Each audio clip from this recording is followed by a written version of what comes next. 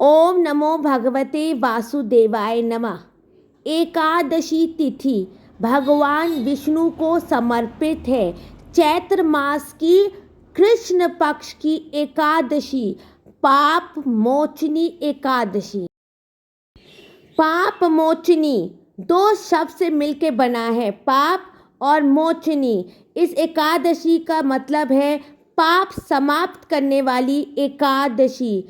एकादशी का व्रत विष्णु भगवान की पूजा करने का है। इस एकादशी का व्रत करने से अनजाने में मानसिक शारीरिक सारे पाप समाप्त हो जाते हैं विष्णु जी की पूजा करने से। ओम नमो भगवते वासुदेवाय।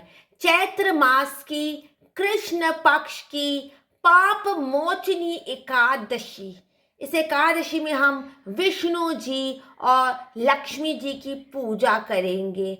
हाथ में पुष्प लेकर संकल्प करेंगे।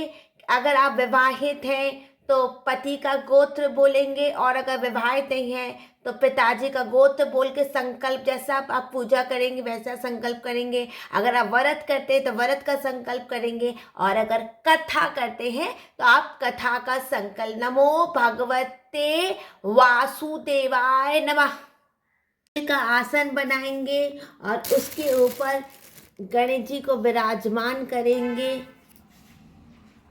गणेश जी को विराजमान करेंगे। वक्रतुंड महाकाय सूर्यकोटि समप्रभ निर्विघ्नं कुर्मदेव सर्वकारेषु सर्वदा। एकादशी की पूजा है। चावल निषिद्ध होते हैं और सब कुछ फलाहारी भगवान को भोग करेंगे। पाप मोचनी एकादशी है। इस एकादशी में आपके मानसिक और शारीरिक सारे पाप धुल जाएंगे। चैत्र मास की कृष्ण पक्ष की एकादशी मोचनी एकादशी। वक्रतुंड महाकाय सूर्यकोटि समप्रभा निर्विघ्नं कुर्मदेव सर्वकारेषु सर्वदा। और भगवान को हम कंकु लगाएंगे, हल्दी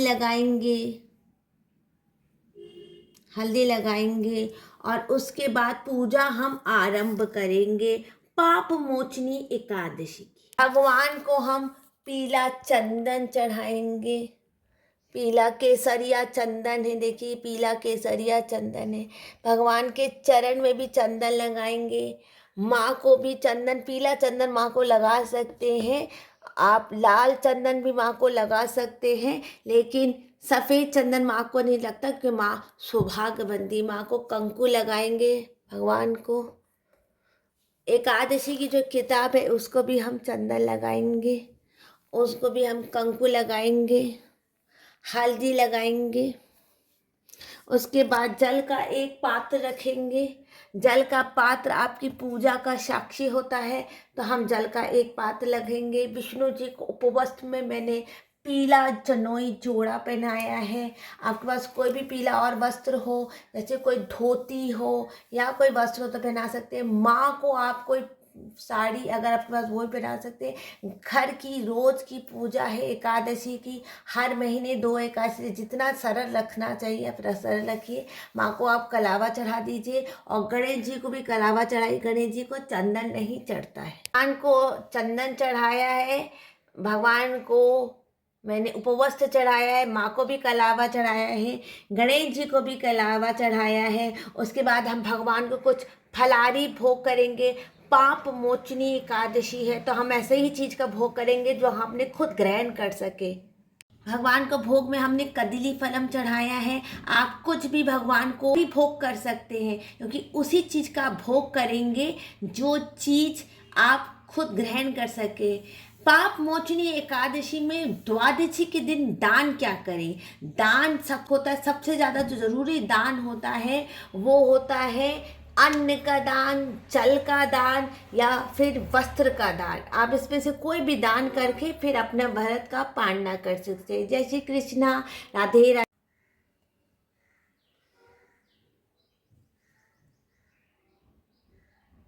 भगवान पे हम तिल छीटेंगे। चावल निषिद्ध होता है, भगवान पे तिल छीटेंगे। और एकादशी किताब के ऊपर भी तिल छीटेंगे, भगवान पे हम तिल छीटेंगे। आरती करेंगे। ओम जय लक्ष्मी रमणा सत्यनारायण। ओम जय लक्ष्मी रमणा सत्यनारायण स्वामी जनपातक हरणा। ओम जय लक्ष्मी रमणा रतन जड़ित सिंहासन अद्भुत छवि राजे नारद करत निरंतर घंटा धनि साजे।